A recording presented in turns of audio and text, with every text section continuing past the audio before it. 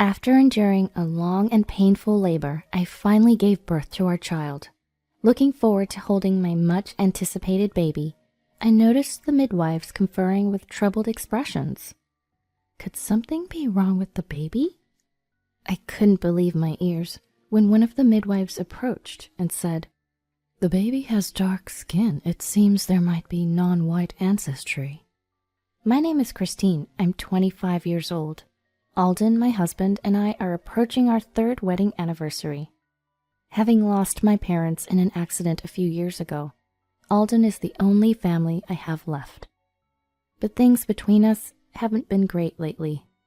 Lately, Alden often comes home late, claiming he's busy with work and barely spends time at home during weekends. Our moments together started decreasing, and he hardly spoke to me anymore. I was deeply bothered by Alden's distant behavior. "Hey, did I do something wrong? If I upset you, please tell me," I said one day to Alden. But Alden just brushed it off. "No, it's nothing. I'm just tired from work," avoiding eye contact. "But you've been so distant. If I'm at fault, I want to fix it," I pressed. Alden sighed. "You know, being constantly questioned like this is really annoying." I was devastated hearing him say that. From then on, I couldn't bring myself to talk about his behavior, and the days just went by. However, a few weeks later, Alden suddenly suggested going on a trip. "How about a weekend getaway to a national park? I could probably take time off work." Having been distant for so long, Alden's proposal was a pleasant surprise. "I'd love to. Why the sudden change of heart?" "Sometimes I just want to spend time with you," he admitted. Tears welled up in my eyes. I was secretly hoping that this trip might bring us closer again. "This hotel has a great bar on the top floor. Want to stay here?" Alden said as he showed me the hotel's website. It featured a photo of a cozy-looking bar. "It looks great. Let's go there." So we decided on a weekend getaway to the national park. On the day of the trip, after a day of sightseeing, we checked into the hotel. After a luxurious dinner, we headed to the bar on the top floor. It offered a beautiful panoramic view. "It's even better than the photos. Thanks for bringing me here," I told Alden, who smiled warmly in response. "Let's make the most of tonight. How about a drink, Christine?" Taking Alden's suggestion, I ordered a fruity cocktail. Feeling the happiness of sharing this moment with Alden made my heart full. I thought maybe things between us could be like before. As I sipped my drink, an overwhelming drowsiness suddenly overtook me. My head became cloudy and my vision blurred. "Christine, are you okay? Did the drink hit you?" Alden, noticing my state, looked concerned. "It's strange. I barely drank, but I'm so sleepy." "You're probably tired from the day. I'll carry you to the room, and you can rest," Alden offered, and I nodded in agreement. It's odd, I've always held my liquor well. I soon fell into a deep sleep. When I woke up the next morning, Alden was already up. "Good morning, Christine. Did you sleep well?" "Morning. I don't remember much from last night. I didn't do anything weird, did I?" As I yawned, Alden grinned. "Don't remember. You slept soundly, that's for sure." Alden seemed unusually cheerful, which puzzled me a bit. But maybe he just needed this refreshing break. Good for him. With that thought, I didn't find anything odd about his behavior. Filled with happiness, we concluded our trip. 2 months after our vacation, Alden's work kept him away, but our conversations increased noticeably. On weekends, we'd sometimes go out together.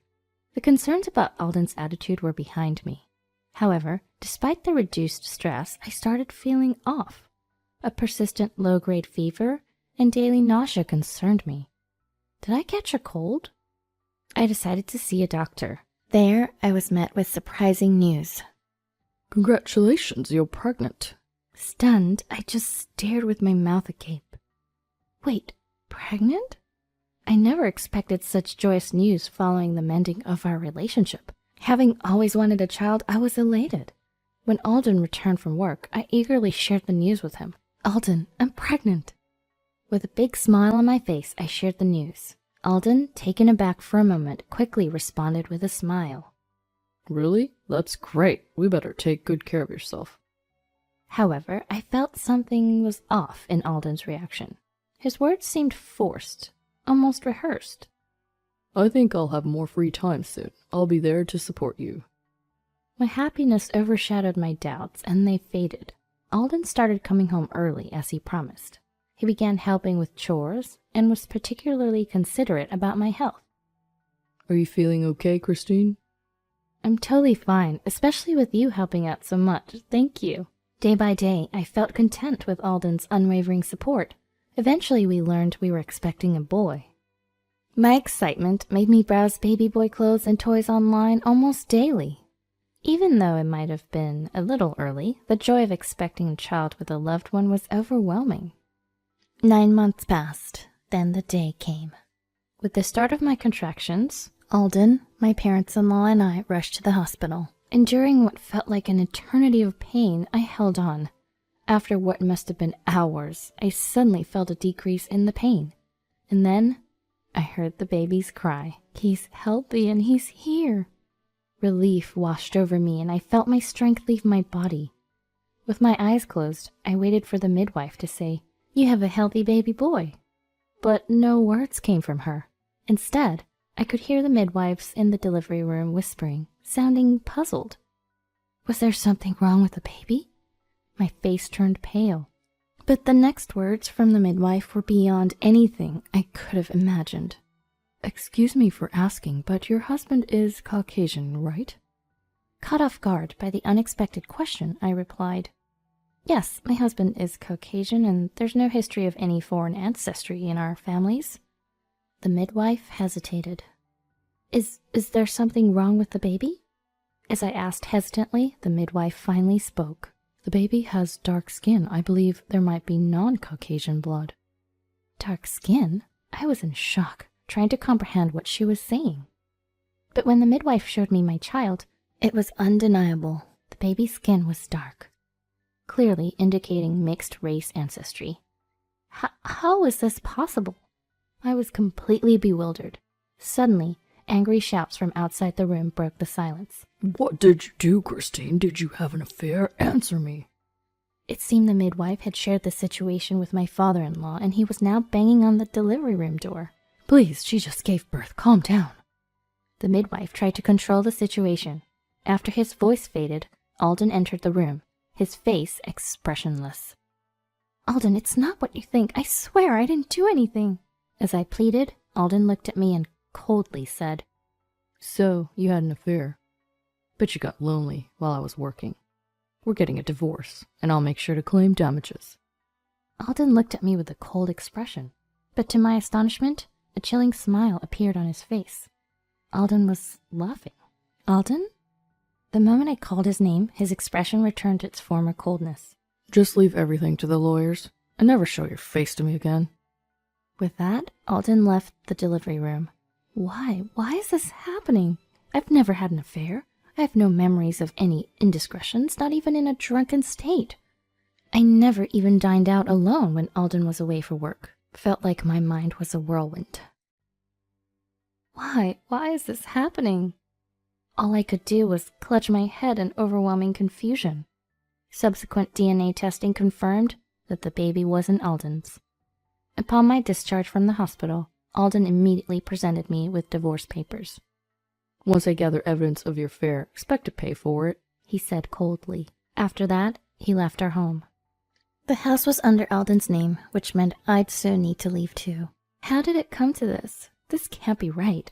Desperate for answers, I thoroughly researched every possible explanation for my baby's skin color. Could it be a genetic mutation? Maybe a distant relative from a different race? But no matter what I discovered, the DNA results remained a significant barrier. Every day was a struggle, unable to prove my innocence.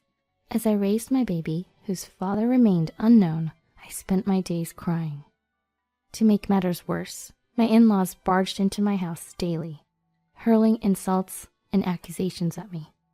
"You ungrateful wretch! After all the sympathy and support we gave you after your parents' death, you repay us with this."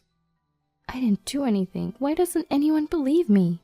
No one believed a word I said, and my spirit was nearing its breaking point.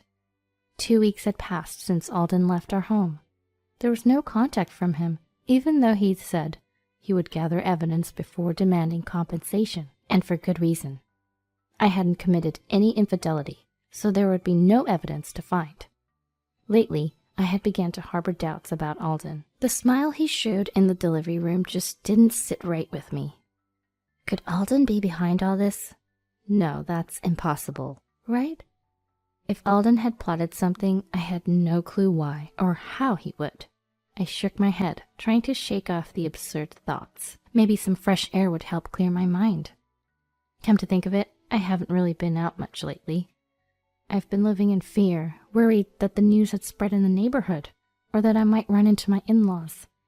If I stayed cooped up any longer, I'd just sink deeper into despair, so I decided to take my baby out in his stroller. The sky was a clear blue, and the fresh air felt revitalizing. It felt like ages since I last stepped outside. If I knew it would be this refreshing, I would have done this earlier. Lost in those thoughts, I took a walk in a quiet park. In the stroller, my baby was sound asleep. You did nothing wrong. I'm sorry you got tangled in our issues, I whispered, gently caressing my baby's head. Having completed a lap around the park and feeling thirsty, I decided to step into a nearby cafe. I settled into a seat that I was shown to and ordered an orange juice. As I took a moment to breathe, a familiar voice from the seat directly behind me reached my ears. So fabricating evidence isn't as easy as you thought. I want to claim as much compensation as possible, so just wait a bit longer. If we register our marriage too soon, they'll discover our affair. I was paralyzed with shock, feeling as if time had stopped. The voice unmistakably belonged to Alden. On instinct, I quickly activated the voice recorder on my cell phone. Then a woman's voice followed Alden's. Considering the potential legal consequences, it's a risky game, having her drugged and assaulted by another man during a trip. That's clearly criminal. Alden, you do think of wild schemes. And to potentially get compensation without our affair being discovered? Brilliant. Yup, waving a bunch of money in front of a guy got me an immediate yes. Getting the sleeping pills was the challenging part. What? He had me assaulted by another man? My heart pounded deafeningly. Looking back at the trip Alden and I took, everything began to make sense. My husband, who hadn't come home for days, suddenly suggested a trip. Even though I can hold my liquor well, after having just one drink, I was overwhelmed by an intense drowsiness. All the pieces fit, and a nauseating realization hit me. Alden had deceived me, tricking me into carrying another man's child, and played the role of a good husband right up to the birth. And he didn't even care about the fate of the child about to be born. Barely suppressing my urge to confront him there and then, I clenched my fists. Alden, I will never forgive you. Boiling with rage, I clenched my fists tightly. I waited for the two of them to leave the cafe and managed to snap a photo of them. With that, I headed straight to the police station. Can you please listen to this? The overwhelmed me didn't know where to start, my voice shaking. Although initially surprised, the policeman promptly escorted me further inside. After listening to the entire recording, a compassionate policewoman said, "Must have been tough, being accused of something you didn't remember and no one believing you. It's okay now. Leave this to us." Tears welled up in my eyes. Thank you so much. Days later, the police, armed with the evidence, issued arrest warrants for Alden and the man he had involved. Policemen apparently stormed the residence where Alden was living with his mistress. Immediately after, Alden called me. Hey, Christine, what the hell is going on? There are policemen at our house. It's you who had an affair, right? Just because you don't want to pay compensation, you pull a stunt like this? Alden ranted over the phone. From behind Alden, I could hear a voice desperately trying to calm him down, saying, "Put your phone down." It was probably one of the policemen. Alden, probably shaking off the officer, continued shouting, with sounds of a struggle reaching me. Who played dirty here? Your actions were clearly criminal, and you didn't think about the life being brought into this due to your selfish desires. You're just despicable. In a fiery retort, I shot back, and Alden continued to shout, his voice almost breaking. Feeling almost on the brink of insanity, his voice became so garbled I could hardly understand what he was saying. Then a loud crash echoed, and suddenly the other end of the phone line went silent. Curious, I strained my ears to listen. After a brief pause, I heard a policeman's voice. What the heck are you doing? This is obstruction of justice. No, I didn't mean to. Alden's voice trembled. You've got blood on your head. Get him to the hospital now. Hey, you, settle down. The policeman yelled at Alden. It seemed that Alden had shoved the policeman, causing an injury. No, I haven't laid a finger on Christine. I didn't do anything. I'm innocent, right? Alden sounded desperate, but the policeman swiftly shut him down. You tried to deceive the victim and claim compensation, right? That's a clear fraud. We're arresting you on charges of fraud. No, I didn't mean to commit fraud. It's true, believe me. You have the right to remain silent. Do you waive that right? The officer recited, ignoring Alden's pleas. Wait, I only wanted a smooth divorce. I never imagined it would come to this. Alden's voice was pitifully shaky. Come on, Christine, help me out, please. I apologize, okay? Deep down, I truly love you. Let's start over and then we can surely... I felt something snap within me as Alden continued. I never want to have anything to do with you again. Reflect on your actions behind bars. Hey, Christine, wait, Christine! I hung up without waiting for his response. In the corner of my room, my baby was peacefully asleep. Following the incident, the biological father of the child and Alden were quickly arrested. At the trial, Alden faced multiple charges, including fraud, drugging me with sleeping pills, and orchestrating the entire scheme. It seems he's destined to spend the rest of his life behind bars. On top of that, Alden was ordered to pay me a lump sum as compensation, and his wages from prison work would be garnished. In a twist, the other woman was also arrested. The voice recording I provided had captured her voice, and the testimony from the arrested man made it clear she had assisted Alden in his crimes. And so, all three who deceived me faced legal consequences, bringing closure to the incident. The child born as a result of this event was decided to be given up for adoption through the Child Welfare Agency. It seems the arrested man's home country has strict religious views on pregnancy and abortion. When he eventually leaves prison and returns to his home country, he'll likely face severe repercussions. I was reassured that the baby would be raised in a distant place, far removed from all this drama. On my end, I decided to return to my late parents' hometown. After Alden's arrest, my in-laws deeply apologized and proposed we live together, but I wanted nothing to do with them anymore. Surrounded by familiar faces and places, I yearned to heal my emotional wounds.